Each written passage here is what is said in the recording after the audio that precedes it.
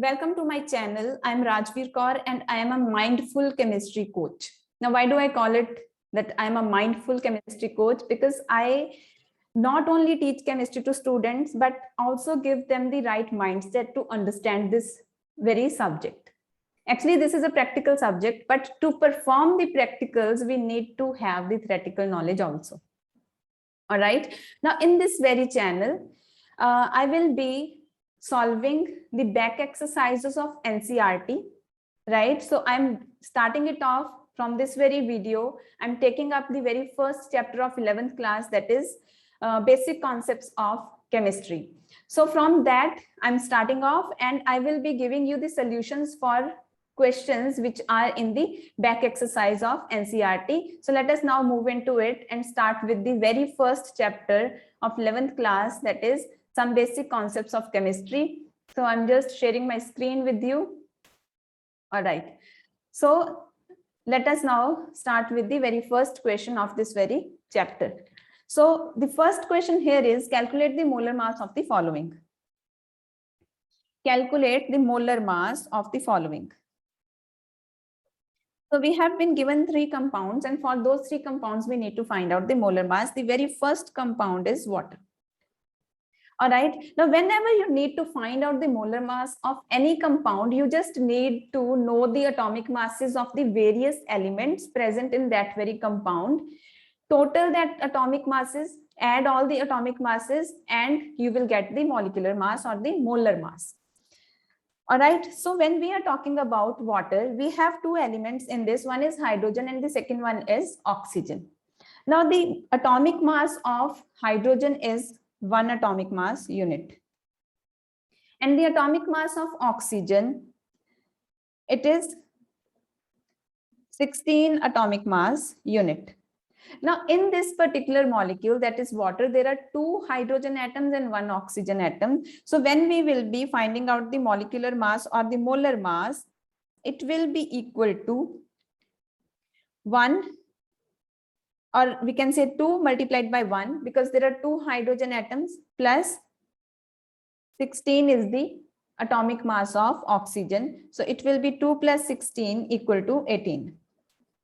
18 atomic mass unit. Then the second part is carbon dioxide molecule. Now there is 1 carbon atom and 2 oxygen atoms are there.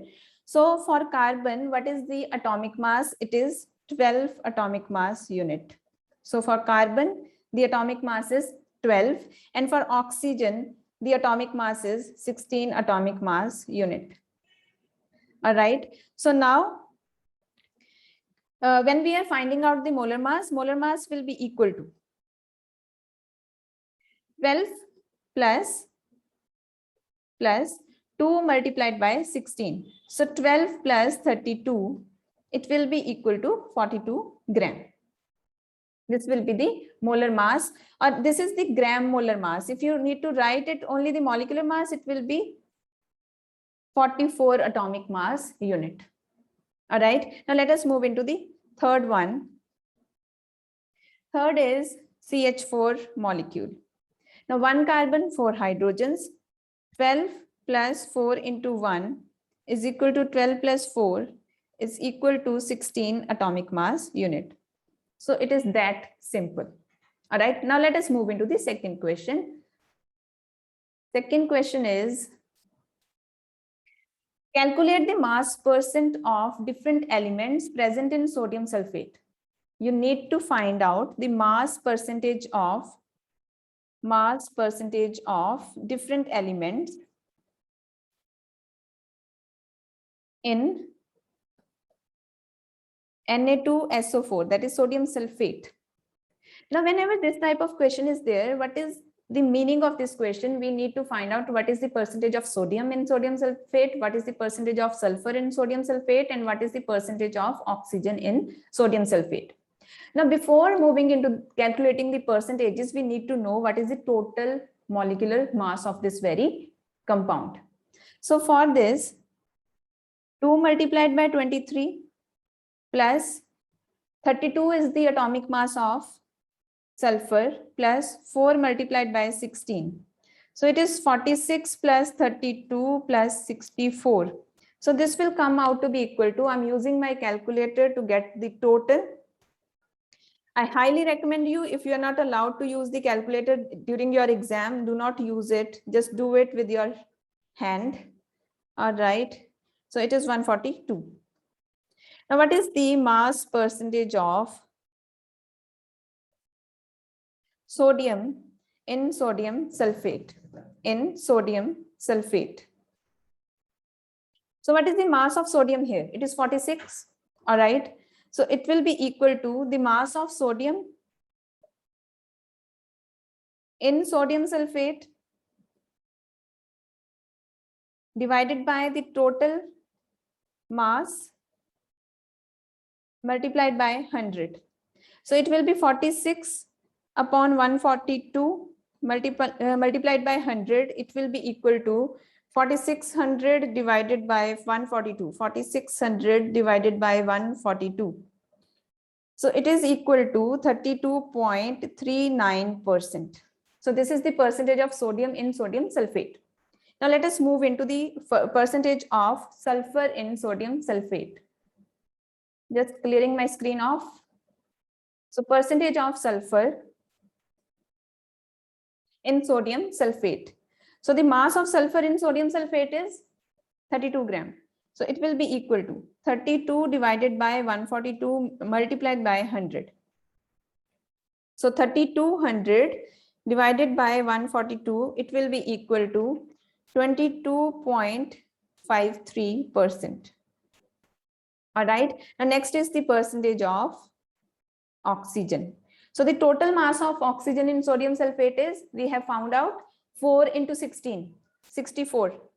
So 64 divided by 142 multiplied by 100, it will be equal to 6400 divided by 142 is equal to 45.07%. So this is how we calculate the percentage of various elements present in a particular compound. All right. Now let us move into the next question. That is question regarding empirical formula. It is a question regarding empirical formula. So it is question number 3. So you need to find out the empirical formula. What do you need to find out? It is the empirical formula. So whenever you are solving question, first of all, you need to write down what you need to find out, then what you have been given and what formula you will be using. All right. So empirical formula has to be determined. Then we have been given that in that particular compound, iron is 69.9%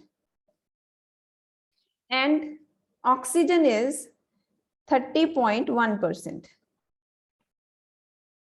by mass. This is also by mass. Now, what is the meaning of by mass? That if we have 100 gram of that compound, 69.9 gram will be of iron. Okay, it can be by volume also. When we are using liquids, it will be by volume. So we will be doing that when we will be proceeding to the next questions. All right. So now when we have been given the percentages of the elements present in a compound, then we assume that the total amount of that compound has been given to be equal to 100 gram. So total amount or total mass of compound will be considered to be equal to 100 gram. And out of this 100 gram, 69.9 gram is iron and 30.1 gram is oxygen. Now to determine the empirical formula of any compound, we need to make a table. So this kind of questions, they are solved in a tabular form. So we will be making different columns here. So in the very first column, we will be writing the elements which are present. So here we have iron and we have oxygen. Now in the next column, we will be writing what are the atomic masses of these elements. Atomic masses. So for iron, it is 56 and for oxygen, it is 16. Okay. Then next we will be writing percentage composition. percentage composition. So the percentage of iron that has been given here is 69.9%, and that of oxygen is 30.1%. All right. The next, what we need to do is that we need to find out the number of moles. Number of moles of the atoms which are present in that particular compound, or the number of moles of the elements that are present in the compound. So here, how do you calculate the number of moles? Number of moles will be equal to given mass upon atomic mass. Given mass upon atomic mass, because here we are considering atoms. Suppose we are finding out it for molecules, and it will be given mass upon molecular mass. So the number of moles will be, because we have considered that the compound is 100 gram, and out of 100, 69.9 gram is iron. So the given mass of iron will be considered to be equal to 69.9 gram. So it will be 69.9 divided by 56. This will come out to be equal to, let me just calculate it. It is 69.9 divided by 56, 1.25. All right. Then for oxygen, it will be 30.1 divided by 16 equal to 30.1 divided by 16 equal to 1.88. 1.88. So this is the number of moles of iron and oxygen. Now in the next column, we will be find out the molar ratio. To get the molar ratio, what we will do, we will be dividing the values of the number of moles with the smallest value. Divide the values of number of moles with the smallest value. So it will be 1.25 divided by 1.25 equal to 1. 1.88 divided by 1.25, it will be equal to, divided by 1.25 equal to 1.5. So this is coming out to be equal to 1.5. Now here we need to find out the simplest whole number ratio. We need to convert this molar ratio into simplest whole number ratio. Now, if you multiply both the values with 2, it will come out to be 2 and 3. This means the compound for which we are finding out the empirical formula, it has the ratio of iron versus oxygen 2:3. So the empirical formula for that compound will be Fe2O3. I hope this is clear to you. So it is very simple. You need to just follow the steps, keep putting the values, and you will get the result. And next, let us move into the question number 4. Question number 4. All right. So the question number 4 here is, calculate the amount of carbon dioxide that would be produced. We need to find out the amount of carbon dioxide. Amount of carbon dioxide we need to find out. And when we need to find it out, it has the question contains 3 parts. So we will be moving part by part.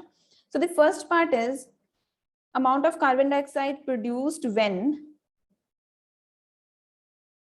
1 mole of carbon is burnt in air. Is burnt in air. So suppose you are getting any question with written that something has been burnt. Now, if something has been burnt, this means its reaction with oxygen. Okay. Now it is written that burnt in air. It also means reaction with oxygen. So we will be first of all writing the reaction of carbon with oxygen and get a balanced chemical equation. So in these type of questions, we need balanced chemical equation. Now this is a balanced chemical equation already, because 1 carbon on the reactant side, 1 carbon is there on the product side, and 2 oxygens on both the sides. So it is a balanced chemical equation. Now in the first part, we have been asked that 1 mole of carbon, when 1 mole of carbon is reacting with oxygen, what will be the amount of carbon dioxide produced? So from this very balanced chemical equation, it is very clear that when 1 mole of carbon will be reacting with oxygen, it will produce 1 mole of carbon dioxide. Or we can say, when if we find out the molecular mass of this molecule, that is carbon dioxide, it will be 44. So 44 gram of carbon dioxide will be produced if 1 mole of carbon is reacting. So therefore we can write from the balanced chemical equation, from the balanced chemical equation, it is clear that when 1 mole of carbon is burnt in air,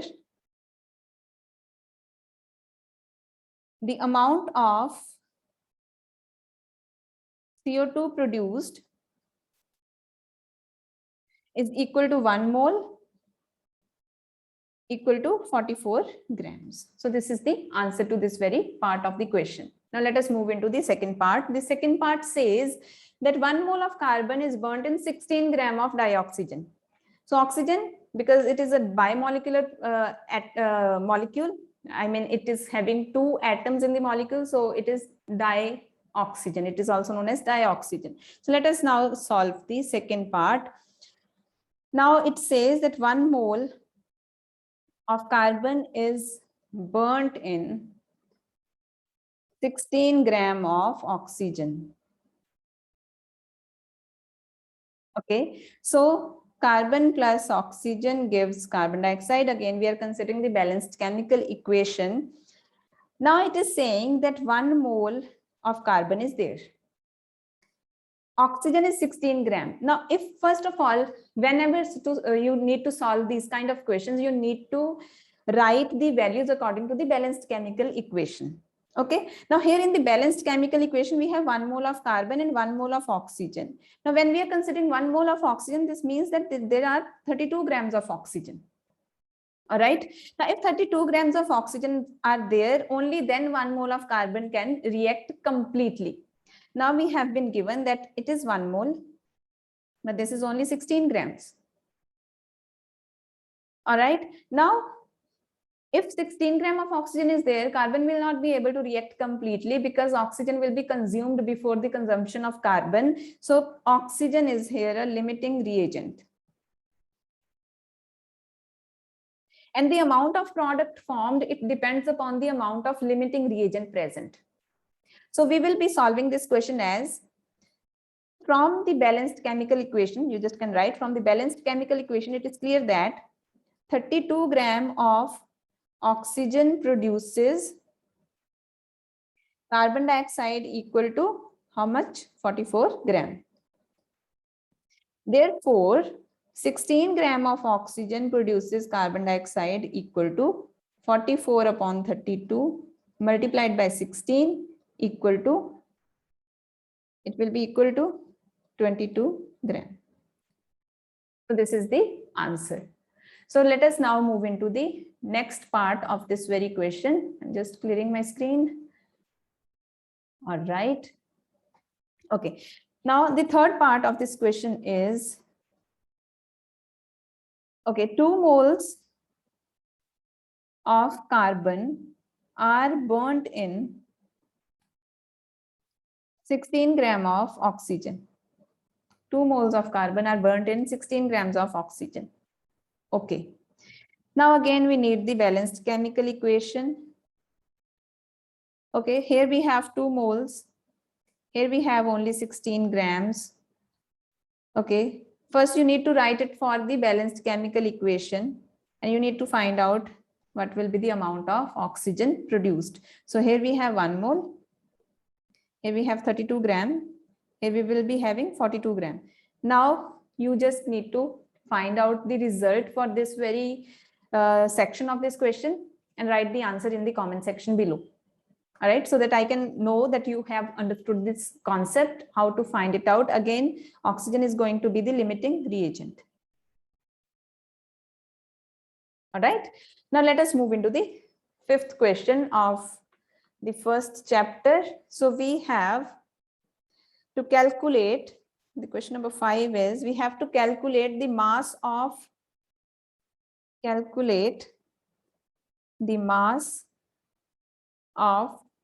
sodium acetate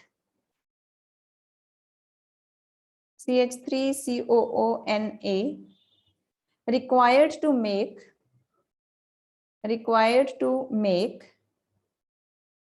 500 ml of 0.375 molar aqueous solution. Okay, and the molar mass of sodium acetate has been given. Molar mass of sodium acetate, it has been given to be equal to 82.0245 gram per mole. So this is the molar mass of sodium acetate. Now in this case, we need to find out what will be the amount required for sodium acetate to prepare a solution which is having volume 500 ml and the molarity of that solution needs to be 0.375. Now this has been given that the molarity of the solution is 0.375. Molarity is 0.375. Now what is the meaning of molarity? Meaning of molarity is that 0.375 moles of sodium acetate have been dissolved in 1000 ml of the solution. So the number of moles, or we can just write down in 1000 ml of solution, number of moles of sodium acetate is equal to 0.375. Therefore, in 500 ml of solution, number of moles of sodium acetate will be equal to 0.375 upon 1000 into 500. So it is equal to, this will be equal to, you just need to divide this by 2. We can just do it simply. It is 0.18, then it will be 7, it will be 5. So 0.1875. This is the number of moles that we need to dissolve in 500 ml of solution to get a solution of the same molarity, but the volume should be 500 ml. All right. Now this is the number of moles. Now we need to find out the amount. So amount is taken in grams. So now we need to find out what will be the mass of sodium acetate required to make this solution, which is having molarity 0.375 and volume is 500 ml. So amount of sodium acetate will be equal to number of moles of sodium acetate multiplied by molar mass. So molar mass we have already been given. So it will be 0.1875 multiplied by molar mass is 82.0245. So it will be equal to, let us do it.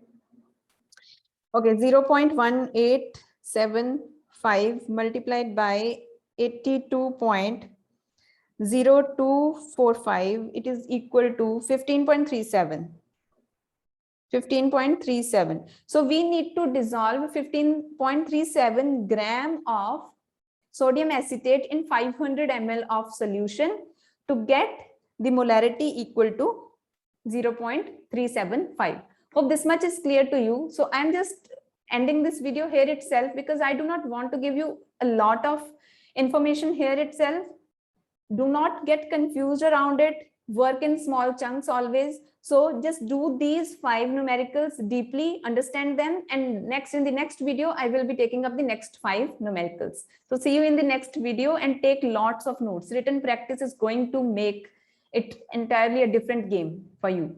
All right. So see you there, and I'm happy to have you.